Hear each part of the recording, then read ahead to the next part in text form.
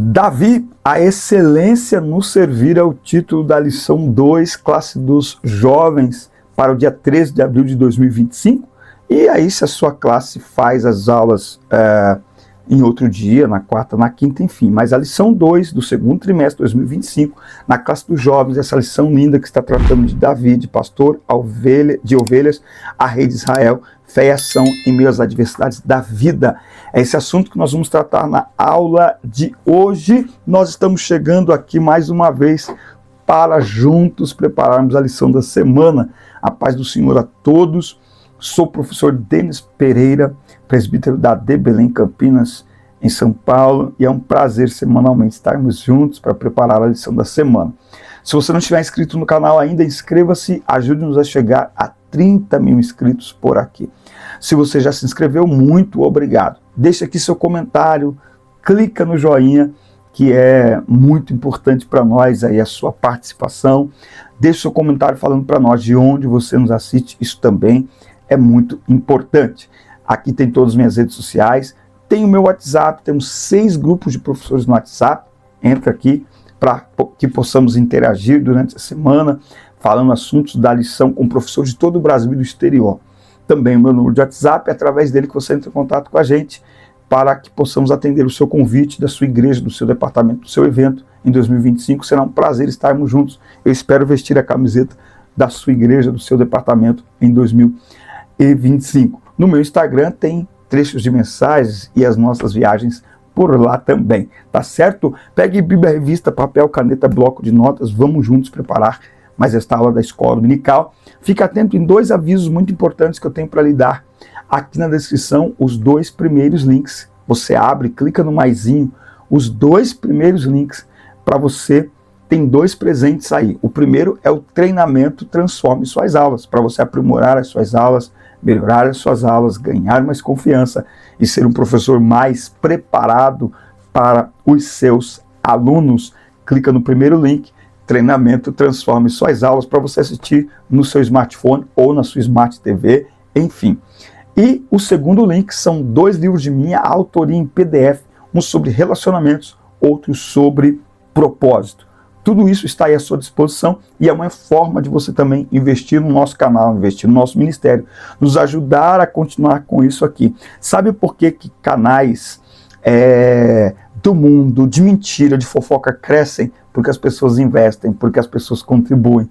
Mas às vezes quando é algo sério da palavra de Deus, as pessoas fazem assim: isso aí não precisa não, lá já está pedindo dinheiro. Não, eu só estou deixando aí à sua disposição um treinamento, 2 livros de minha autoria, está tudo à sua disposição. Aí você pode inclusive ajudar muitas outras pessoas fazendo isso, adquirindo, e vão ser presentes para você sem dúvida. Bom, bora! Vamos lá para a nossa aula de hoje. Davi, a excelência no servir. Não temas porque eu sou contigo, não te assombres porque eu sou teu Deus. Eu te esforço, eu te ajudo e te sustento com a destra da minha justiça. Isaías 41:10. Mesmo possuindo muitas qualidades, a presença divina na vida do crente é indispensável. Bom, o texto que a gente vai usar como base está em 1 Samuel, capítulo 16, do 19 ao 23. E Saul enviou mensageiros a Jessé, dizendo: envia-me Davi, teu filho, o que está com as ovelhas. Então tomou Jessé um jumento carregado de pão e um odre de vinho e um cabrito e enviou-os a Saul pela mão de Davi, seu filho. Assim Davi veio a Saul e esteve presente perante ele e o amou muito. E foi o seu pajem de armas. Então Saul mandou dizer a Jessé: deixe estar Davi perante mim, pois achou graça a meus olhos. E sucedia que, quando o espírito mau da parte de Deus vinha sobre Saul, Davi tomava a harpa e a tocava com a sua mão. Então Saul sentia alívio e se achava melhor, e o espírito mau se retirava dele. Ao pensarmos em Davi, somos levados a uma admiração praticamente inevitável diante de tantas qualidades. Em cada lugar por onde Davi passava, ali ficava a sua marca registrada, a excelência.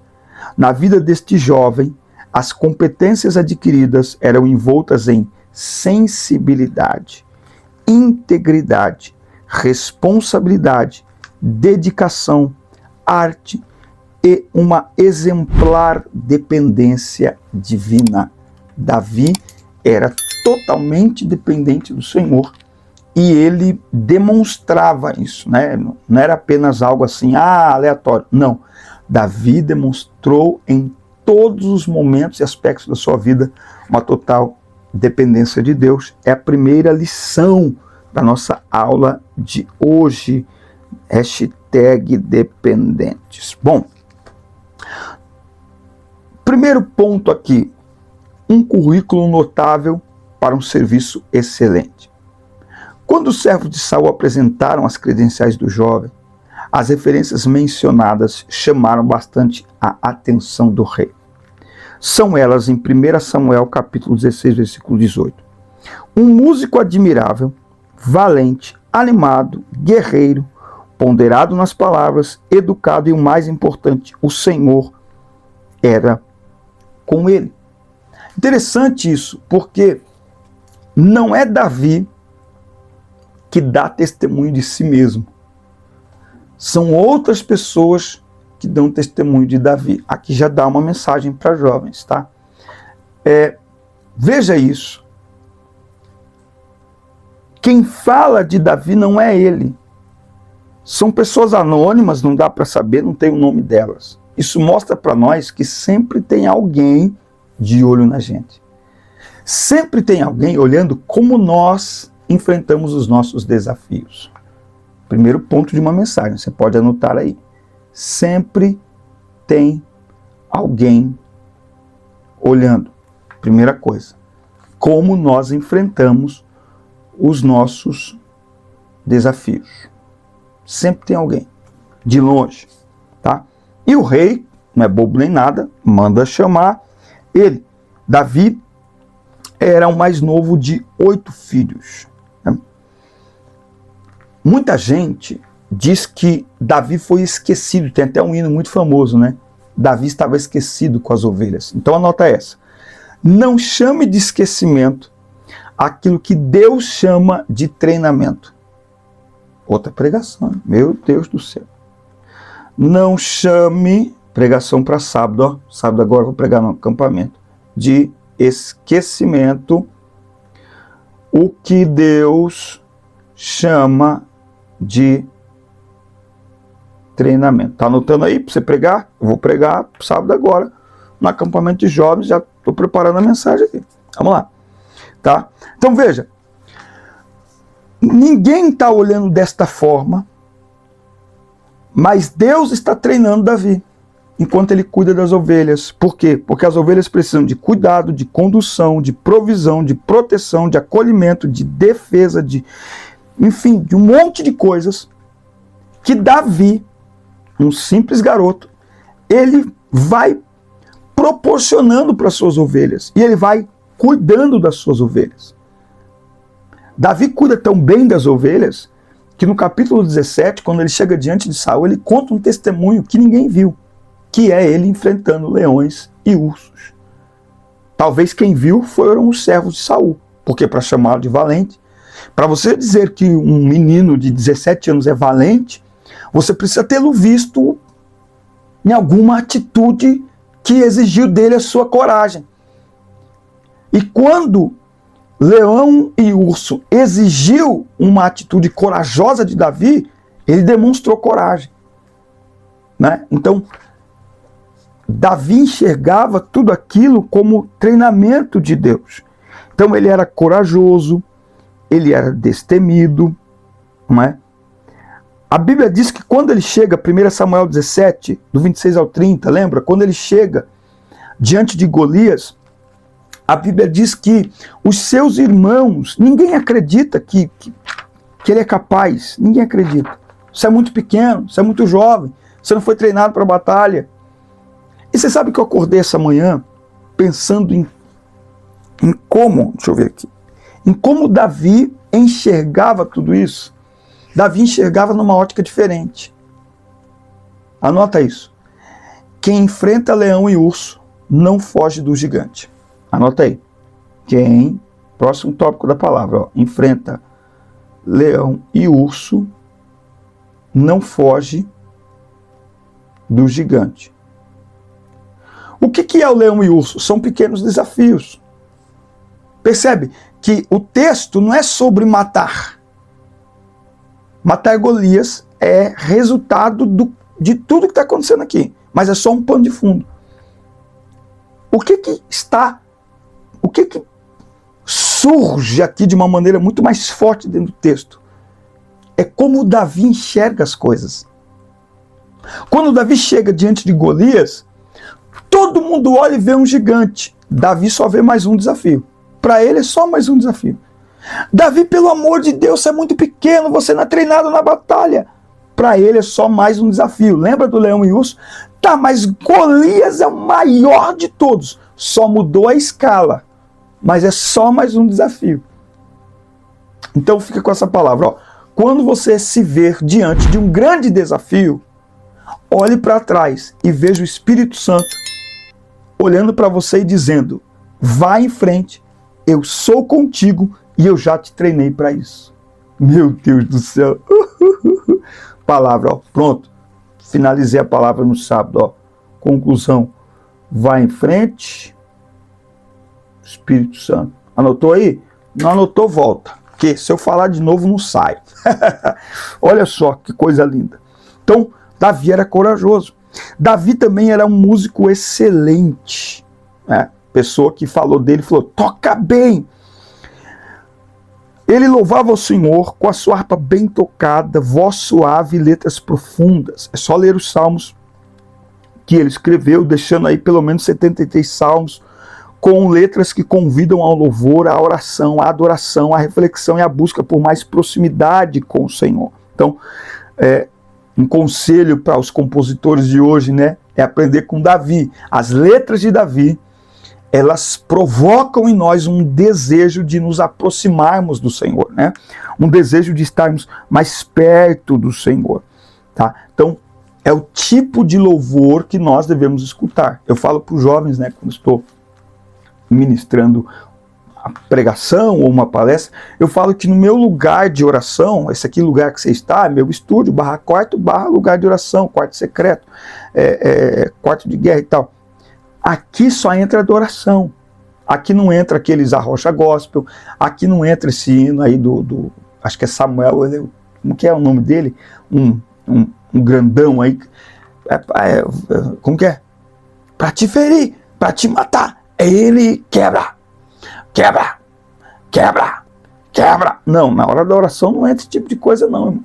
Na hora da oração é grande ao Senhor. Na verdade, a maioria das vezes eu estou escutando louvores em inglês, porque a sonoridade e as canções americanas, elas, né, as brasileiras estão começando agora e entrou na onda do worship, não sai disso, mas a maioria das canções que cantamos no Brasil, que são adoração pura, elas são traduções. Não sei porquê, né? A gente tirou a teologia da prosperidade do púlpito, mas levou da pregação, mas colocou na música. Enfim, tá? Tem a sofrência gospel também, mas bom, música de qualidade, tá? Certo? Ponto 2 aqui da aula, a excelência de Deus em nós mediante sua presença. A presença de Deus em nossas vidas. Algo notável na vida de Davi era o seu desejo pela presença de Deus em sua vida. O seu modo de pensar, as suas atitudes e o seu respeito pelo eterno refletiam essa realidade. A bússola de Davi não era o seu eu, nem as percepções que os demais tinham a seu respeito. O que dirigia a vida de Davi era o seu profundo amor e temor pelo Senhor. Quando ele vai enfrentar Golias, ele não diz, eu o enfrentarei. Não, ele já transmite inicialmente toda a glória para Deus. Ele diz, olha, você vem a mim com espadas e varapaus, mas eu vou a ti em nome do Senhor dos Exércitos. O Senhor dos Exércitos te entregará nas minhas mãos e esta congregação saberá que o Senhor salva, não é com espada e não é com lança. Então, Davi tinha um desejo de transferir toda a sua glória para Deus. Quando o jovem cristão se permite ser conduzido pelo Espírito de Deus, o seu coração o impele a progressivamente buscar uma crescente intimidade com o Senhor. É nessa dinâmica que a espiritualidade vai se desenvolvendo. Na caminhada cristã devemos a todo tempo buscar uma vida que reflita os ensinamentos deixados por Jesus. Para que isso ocorra, precisamos ter uma disciplina espiritual dedicada por meio da oração, do jejum, da leitura e meditação bíblica, da adoração, do serviço cristão, do evangelismo e discipulado, entre outras possibilidades. Então, olha só isso aqui que ele falou, ó, oração, jejum, leitura, meditação bíblica, adoração, serviço cristão, evangelismo e discipulado. Então, como ter uma vida de mais intimidade com o Senhor? É este envolvimento geral com a obra do Senhor. É este envolvimento. Não tem como ser íntimo de Deus se está envolvido com a sua obra. Aliás, é um envolvimento com a obra de Deus que acaba nos motivando a ter uma vida de mais intimidade com Deus, de mais busca a Deus. Porque eu preciso buscá-lo para mim, mas o fato de ter que transmitir aos outros acaba me motivando ainda mais a buscá-lo, porque não é mais só sobre mim, não é mais só para mim. Entende isso? Então, o envolvimento com a obra de Deus, com o serviço cristão, com as atividades da igreja, faz com que as disciplinas individuais de oração, de jejum, de meditação na palavra, elas sejam exercidas com ainda mais intensidade, porque já não é mais sobre nós. Então, eu não estou bem hoje para buscar para mim. Então, mas não é só para você. Existem pessoas que você precisa alimentar, que você precisa despertar, que você precisa abençoar. Então vai. Então não é mais só sobre você. Tem uma expressão que ele usa aqui que é a meditação, né? A gente não é ensinado a meditar, é engraçado, né? A meditação é usada em outras religiões que a gente até critica, né? Mas o cristão, ele deveria aprender a meditar. Tem alguém aí que sabe meditar? Fala para mim aqui. Meditação mesmo, como é que faz isso? Né? A gente com a cabeça cheia de tanta coisa, e aí a palavra vem, ela passa e já é outra coisa, e já é outro dia, e já é o amanhã, o que está acontecendo, o que eu tenho que fazer, né? Então, nós precisamos aprender a ter um tempo a sós com Deus, um tempo isolar, não sei como é que faz isso, como é que isola de tudo para deixar o pensamento e a mente somente no Senhor. Eu não sei como é que faz isso. Bom, e o ponto 3, ele vai tratar aqui da excelência de Deus para cumprir uma difícil missão. E aqui você tem um rei atormentado. Esse rei Saul tinha sido ungido pelo Senhor, mas ele estava atormentado. Ele fez um bom início do seu reinado, mas depois ele bagunçou tudo. E o pior, a Bíblia diz que o Espírito do Senhor saiu de Saul, abandonou Saul. Nosso espírito abandona alguém? Abandona. E você sabe que, assim como Saul, tem muita gente... esse é o maior perigo que a gente corre, né? De termos sido abandonados pelo Espírito Santo e continuarmos agindo como se ele ainda estivesse presente. Isso é um grande problema. A forma como a Bíblia mostra dá a entender que Saul ou não percebeu, porque assim, ó, quando Davi percebe que vai perder o Espírito Santo quando ele peca com Batseba, quando ele percebe, ele fica desesperado. É só você ler o Salmo 51. Ele fica desesperado. Não posso perder a sua presença de jeito nenhum. Eu peço perdão, eu me humilho, eu rasgo minhas vestes, eu rasgo meu coração. Entende? Eu confesso meu pecado publicamente, não tem problema. Agora Saul não. E aí a pergunta, né? Será que Saul não viu? Será que Saul não percebeu? Ou será que ele ignorou? É uma grande lição para todos nós, que podemos ignorar a ausência do Espírito Santo por conta daquilo que estamos fazendo. Ah, mas eu estou pregando, mas eu estou dando aula, mas eu estou cantando. Tá, mas o Espírito Santo ainda está? E como saber quando o Espírito Santo está? Quando o Espírito Santo está, ele nos guia. Quando o Espírito Santo está, nós temos sensibilidade à sua voz, a sua palavra, o seu tocar. Quando o Espírito Santo está, nós temos um coração quebrantável diante do Senhor. A ausência do Espírito Santo, ela é marcada pela dureza dos corações. Corações duros, que não se quebrantam, que põem a culpa em todo mundo. Culpa pai, mãe, pastor, o universo. Mas que jamais declaram: eu preciso de ajuda, eu errei, eu pequei, eu falhei, perdoa-me, Senhor. Então, um coração onde o Espírito Santo habita, ele é quebrantável, ele é sensível à voz do Espírito. E um coração que deixou de ser casa do Espírito Santo pode estar na igreja, como Saul, pode estar fazendo um monte de atividade na igreja, mas ele é um coração que não reconhece os seus erros, que não reconhece as suas falhas. Ele continua se movendo nas atividades, mas espiritualmente está morto. Meu Deus do céu, tem misericórdia de nós. E por conta disso, o reino ficou em apuros. Não há nada mais drástico do que um líder vazio do Espírito Santo, um professor vazio do Espírito Santo. Qual é a nossa difícil missão? O cristão enfrenta grandes desafios. O primeiro deles é pelo simples fato de que nós cristãos andamos na contramão desse mundo, né? Eu fico pensando, né? A gente prega sempre, então quando a gente prega sempre, eu acabo fazendo o exercício de olhar para o mesmo texto diversas vezes caçando alguma coisa, né? A ideia de que a gente anda na contramão do mundo, ela vem de Romanos 12, não vos conformeis, né? Essa palavra não está na Bíblia. O crente tem que andar na contramão do mundo. Eu penso que não somos nós que andamos no contramão do mundo simplesmente. O mundo é que está andando na contramão do céu. O céu é para lá e o mundo está descendo ladeira abaixo. O céu é para cima e o mundo, entende? Bom, formas de pensar, né? Mas enfim, no nosso meio é assim. Um fala uma coisa, todo mundo repete. Mas, bom, a cosmovisão, o jeito de agir, os valores defendidos, os relacionamentos, os valores sociais e morais, entre tantos outros, são, por essência, opostos ao que nós acreditamos. Agimos assim, pois do coração procedem as saídas da vida, e o coração do jovem cristão reflete Jesus.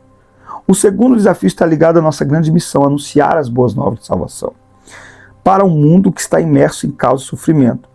Entre os sofrimentos enfrentados, podemos apontar violência, dificuldades econômicas, dificuldades sociais, o hedonismo, né? A individualidade, o relativismo moral e religioso, entre tantos outros. A solidão assola multidões que vivem em estados superpovoados por pessoas que não conseguem mais se olhar nos olhos. Então, nós temos uma grande missão e grandes desafios. Primeiro, o desafio de sermos cristãos numa sociedade completamente anticristã, imoral, ímpia, e o desafio de falar de Jesus. Que esse desafio, depois das últimas eleições, ficou mais difícil ainda, porque falar de Jesus hoje, para muitos, se tornou igual defender um lado político, né? E eu nem quero entrar aqui no mérito dessa questão política, mas não é a mesma coisa. Pregar o evangelho não é